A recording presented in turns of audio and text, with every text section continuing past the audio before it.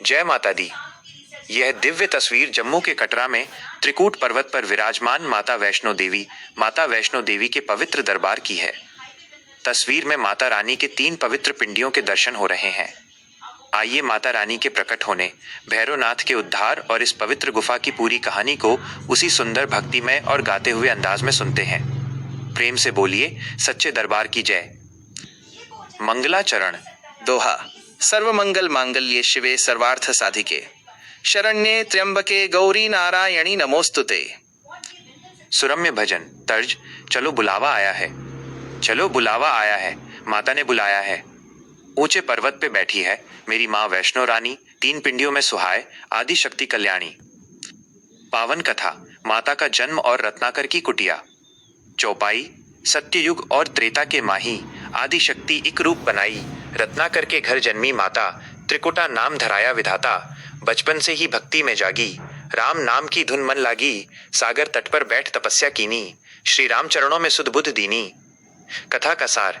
त्रेता युग में माता ने धर्म की रक्षा के लिए रत्नाकर सागर के घर कन्या रूप में जन्म लिया। उनका नाम त्रिकुटा था।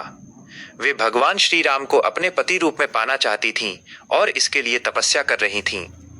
जब श्री राम सीता जी की खोज में वहां से गुजरे तो उन्होंने त्रिकुटा को देखा।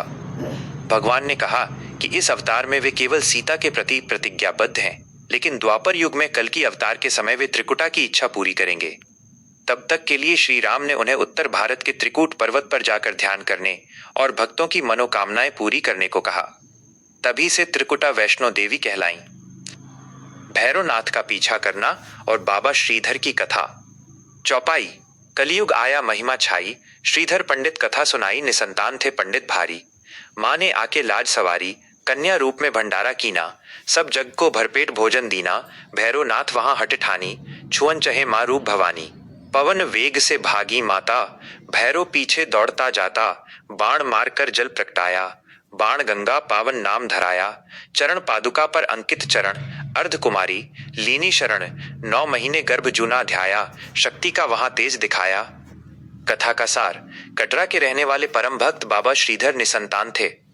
माता ने एक छोटी कन्या का रूप धरकर उनके माध्यम से पूरे गांव को भंडारा दिया। इसी भंडारे में तांत्रिक भैरवनाथ भी आया, जो माता की दिव्य शक्तियों को देखकर उन पर मोहित हो गया और उनका पीछा करने लगा। माता वहां से त्रिकूट पर्वत की ओर भागी। रास्ते में जहां मां ने प्यास बुझाने के लिए धनुष से बाण मारकर नदी निकाली, उसे बाण गंगा कहते हैं।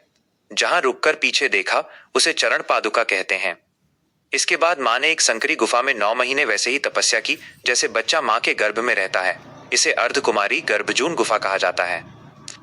भैरव का वध और मुक्ति का वरदान। चौपाई।